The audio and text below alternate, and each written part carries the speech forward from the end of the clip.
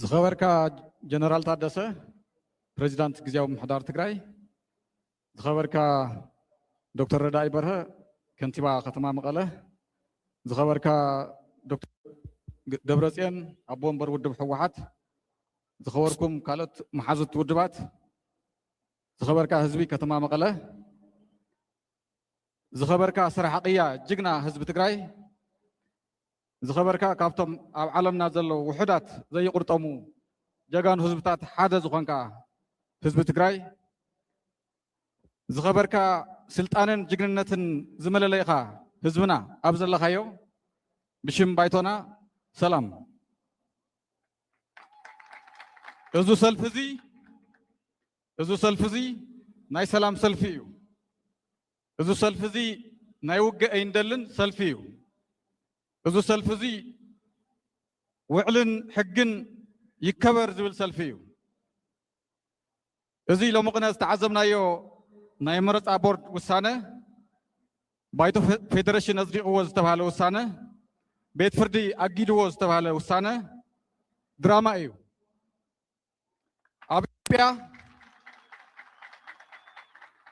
ኣብ ኢትዮጵያ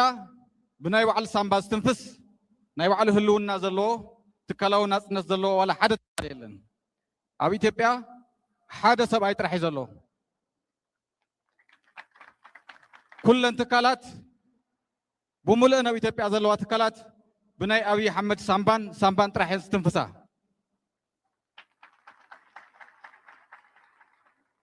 ቀንዲ ዓላማ ናይዚ እኩይ ድራማ እዚ ህዝቦም ሓራን ህዝቢ ትግራይን ከም ማጉላ ንምግጫው ከም ዝኾነ መልእኽተይ ከመሓላልፍ ይደሊ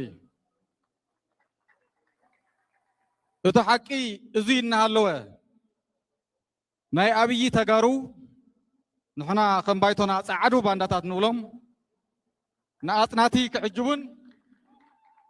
ንኣፅናቲ ከንፅሁን ሓደ ግዜ ኣብይ ኣይፈልጦን ናይ ኣገኘው ተሻገር እዩ ወይ ከዓ ናይ ኣምሓራ እዩ ኢሎም ክልቲኡ ህዝቢ ንምግጫው ናብቲ መፃዋድያ ውዲት ዘሊሎም ብምእታው ጫፍ ብልሒ ናይ ፅንተት ኮይኖም እዮም ብኻሊእ ገጽ ከዓ መሬትና ናብ ቤት ፍርዲ ወሲዶም ኣፍራስ ኣብይ ኣሕመድ ምዃኖም ደጊሞም መረጋጊፆም እዮም ህዝቢ ትግራይን ህዝቢ ኣምሓራን ግን ቀዲሞም ነቂሖም ናይ ሰላም ጽምዶ ፈጢሮም ጸኒሖም እዮም ብሓፈሻ ኩሎም ሰላም ዝጸሞም ህዝብታት ሰሜን ካልኦት ህዝብታትን ንቕሓቶም ልዕሊ 4 ኪሎ ኮይኑ ኣቐዲሞም ናይ ሰላም ጽምዶ ተዋዲዶም ፈጢሮም ጸኒሖም እዮም ስለዚ እዞም ናይ ኣብይ ኣሕመድ ናይ ኣፍ ደገ ምንጻፍ እንተዘይኮንና ኢሎም ዝቀዳዶም ዘለዉ ውሕዳት ኣሕዋትና ንዚኦም ዘለና መልእኽቲ ግዘ መተዓዛዘቢ እዩ ንዝሓልፍ ግዘ ዘይሓልፍ ሕሳር ስራሕ ኣይትስርሑ ናይ ኣብይ ኣሕመድ ፈረስን ጋርን ኮይንኩም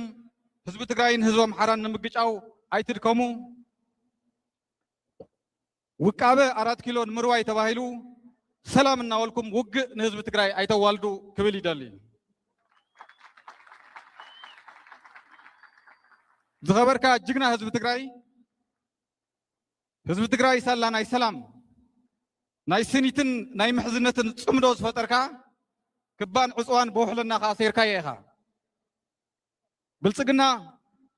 ቅድሚ ሕዚ 2-3 ግዜ ውግእ ክኸፍት ትንዕ ኢሉኳ እዩ ነገር ግን ሳላ ምሕዝነት ዝፈጠርካ ንድሕሪ ተመሊሱ እዩ ሕዚ እውን ሕሽኪ ኣፅዋርን ሰራዊትን የጸግዕ ኣሎ ህዝን ተወሊዕዋ ግና ሹሕ ግንባር ስለትኾኖ እንተወሊዕዋ ናይ ፖለቲካ ዓርሰ ቅትለት እያ ክትከውን እዙ ብዘይካ ውግእ ካሊእ ዘይፈልጥ ኣጽናት ስርዓት ምስ ህዝቢ ኣምሓራ ኣይንዋጋእን ብምባልና ሕማም ርእሲ ሒዝዎ ኣሎ ምስ ህዝቢ ኤርትራ ተፋጢጥና ይነብርን ስለ ዝበልና ናይ ጎኒ ውግኣት ሒዝዎ ኣሎ ህዝቢ ትግራይ ምስ ኩሎም ጎረባብቱ ሰላምን ስኒትን ብምፍጣሩ ቁርፀት ከብዲ ሒዝዎ ኣሎ ህዝቢ ትግራይ ሎሚ ከም ትማሊ በይንኻ ሰማይ ኣይፈርሰካን እዩ ከማኻ ንሰላም ደው ዝበሉ ናይ ህልውና ሓደጋ ዘለዎም ጎረባብቲ ህዝብታት ኣብ ጎንኻ ኣለዉ ፀገምካ ፀገመይ ዝብሉ ኣሕዋት ህዝብታት ኣብ ቀረባን ኣብ ርሑቕን ኣብ ጎንኻ ኣለዉ ሎሚ ፀሓይካ እናበረቐት እያ ትኸይድ ዘላ እዙ ምስ ሰላም ፈፂሙ ዝተባእሰ ኣፅናቲ ስርዓት ውዕል ፕሪቶርያ ይኹን ሕገ መንግስቲ እምብለይ ኣይኽብርን በጀት ጠንጠነለይ ኣይህብን ነዳዲ ኣይሰድድን ተፈናቀልቲ ኣይምለሱን ገና ካልኦት እውን ከፈናቀል እየ ብቅፅመይ ዝወረርክዎ 40% መሬትኩም ኣይምልስን ኣብታ ዝተረፈት 60% ትግራይ እውን ብሰላም ክትነብሩ ኣይፈቅድን እንደገና ካልኣይ ጆኖሳይድ ክፍፅም ኢሉ ይህንደድ ኣሎ መላእ ህዝቢ ትግራይን ህዝቢ ኢትዮጵያን ማሕበረሰብ ዓለምን ክፈልጦ ዘለዎ መን እዩ ሓድሽ ውግእ ክኸፍት ጋዕገልጦም ዘጓዓዝ ዘሎ ህዝቢ ትግራይ ኣብ ገዙ እዩ ዘሎ ህዝቢ ኤርትራ ኣብ ገዙ እዩ ዘሎ ህዝቢ ኣምሓራ ኣብ ገዙ እዩ ዘሎ ህዝቢ ዓፋር ህዝቢ ሱዳን ኣብ ገዞም እዮም ዘለዉ ውግእን ወረ ውግእን ኣይደልን ዝብል ዘለዉ ዞም ህዝብታት እዚኣቶም እዮም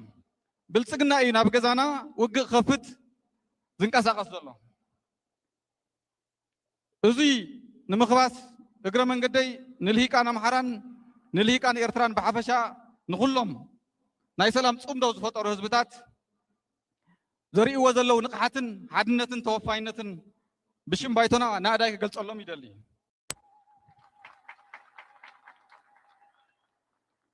ቅድሚ ሕዚ ዝተጋገናዮ ጌጋታት ይኣኽለና ኢሎም ጓንቲ ናይ ኣብይ ኣሕመድ ኮይኖም ንሓዎም ንወገኖም ህዝቢ ትግራይ ብዙሕ በደል ወላ እንተብፅሑ እንተይረፈደ ህዝቢ እውን ናይ ሕሉፍ ይኣኽለና ምባሎም ናይ ፅንተት ሓይሊ መሳርሒ ኣይንኾንን ኢሎም ሓፍ ዝበለ ዝበረኸ ንቕሓት ሒዞም ምስ ህዝብና ናይ ሰላም ፅምዶ ብምፍጣሮም ናእዳይ ክገልፅ ይደሊ እቲ ሓድሽ ውግዕ ሓድሽ ኩናት ክውልዕ ዓምባኽ ሰራዊቱ ዘፀግዕ ዘሎ ሰብኣይ ግና ክትሞታ ግዲ ደሊኽን ፈሲ ኣብዚሕኽን ዝብል መልእኽተይ ከመሓላልፈሉ ደሊ ዝኸበርካ ህዝቢ ትግራይ መዋፀቕኻ ሓድነትካ ስጢምካ ኩሎም ናይ ሓሳብ ፍልያትካ ብሕደር ኣፅኒሕኻ ዓድኻን ሪምካን ብስምረት ክትሕሉ ይላቦ ምስ ኩሎም ናይ ህልውና ሓደጋ ዘለዎም ህዝብታት ሰሚርካ ተዋዲድካ ናይ ሰላም ፅምዶ ብምፍጣር ውግእ ክተትርፍ እምቢ እንተኢሉ ከዓ እታ ውግእ ሓፃርን ኣብ ምድሪ ቤቱን ተጀሚራ ኣብ ምድሪ ቤቱ ክትውዳእ ምስ ካልኦት ማሓዙት ህዝብታት ክትዋደድ ብሽም ባይትና ፃውዒተ የቕርብ ናይ ዘመናት ዕንክሊል ከምኡውን ናይ ዘመናት ዕንክሊል ንሓንሳብን ንሓዋርን ዕልባት ክረክብ በቢ20 ዓመቱ ወይ በቢ30 ዓመቱ ዘጋጥመካ ኩናት ዘየላጢ ውሳነ ክትወሉ ናብ ስልጣንኻ ክትምለስ ሽኻልካ ካብ ኣዲስ ኣበባ ናብ ሕምብርቲ ትግራይና ናብ ኣኽሱም ክትምልሶ ወርቃዊ ግዜ ስለ ዝኾነ ኣካል ናይዚ ወርቃዊ ታሪኻዊ ቃልሲ ክትከውን ብሽም ባይትና ፃውዒትና የቕርብ ክብርን መጎስን ሰማዕትና ይቐኒየለይ